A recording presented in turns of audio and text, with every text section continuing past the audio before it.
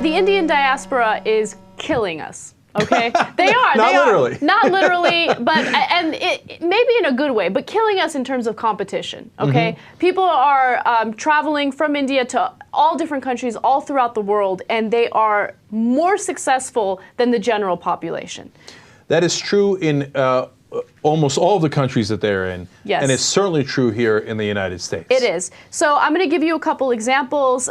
Put up the graphic. It's Indians versus general population in the United States. Just to give you an example of how much they're better in terms of education and employment. So the Indian diaspora in the U.S. is only 1%, except when it comes to graduate school population in the top universities in the United States, they make up 13% of the population. By the way, they're not even close to 1% of the population. They're less than 1%, and they have 13%. That's a giant number of the graduate students. In the United States, 67% of Indians have bachelor's degrees. Now compare that to 28% of the general population in the United States. Beating you with a whooping stick. The average household income for Indians is $90,000, whereas the average household income for the general population in the U.S. is $50,000. That is a giant, giant difference. Supposed to do, you take them out of the office and hit them with a stick a couple times. They will do. Okay. Now, look, we're giving you those numbers, one, because they're true, and it's a news story.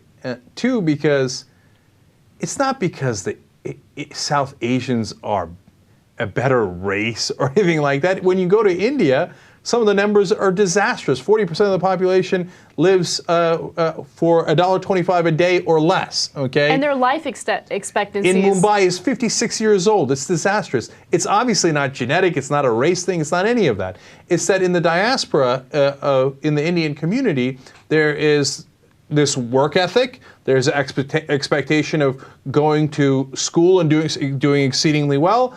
And then what they have actually above even other Asians is they're more willing to start their own businesses, right? More initiative, et cetera. It's a great combination. It's a great cultural combination that they have going, and that's why they have success. So what I'm saying is the rest of us should all learn from that, right? So if a culture does something right, that's awesome.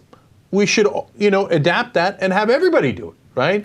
So Asians should be more willing, other Asians should be more willing to start their own businesses, as an example, right? And certainly you should emphasize education more, which Indian communities do. And the list goes on. And you see the proof is in the pudding. 50,000 versus 90,000.